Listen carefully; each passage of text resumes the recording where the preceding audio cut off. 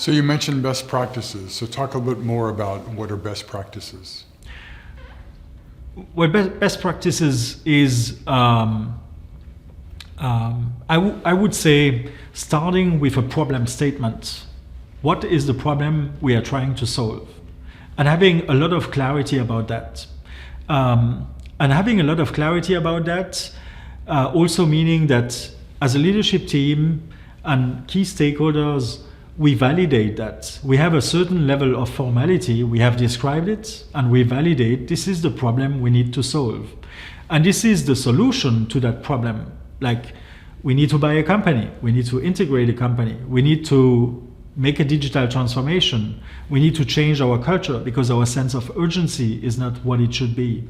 We need to revitalize our innovation engine, or we need to boost our commercial engine. Whatever it is, having a clear understanding of what it is.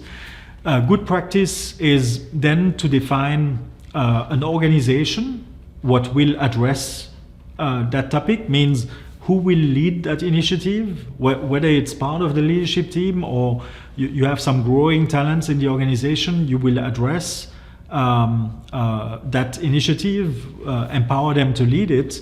They need to have resources. Typically, you would have,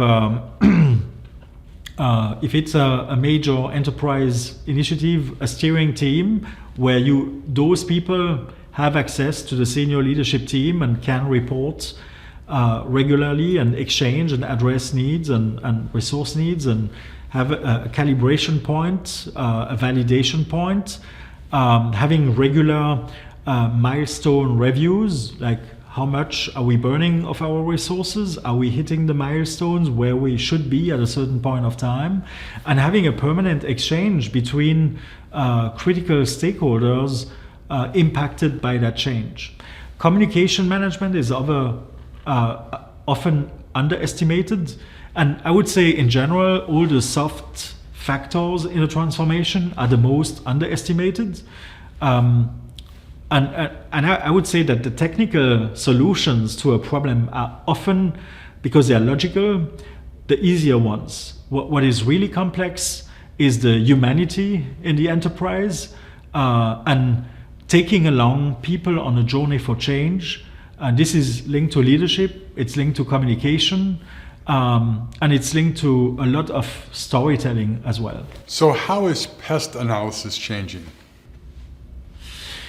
I'm not sure that pest analysis are really changing. So pest analysis, or how is the political, economical, social, technological world changing? I think what is constant is in your strategic reassessments, it's always good practice to perform a pest analysis again and again. And for your own company, that pest analysis might change year over year. So maybe what's changing is how often do we need to do a pest analysis? That's probably the most important thing, and how serious do we do it? How much effort do we put into it, and how often?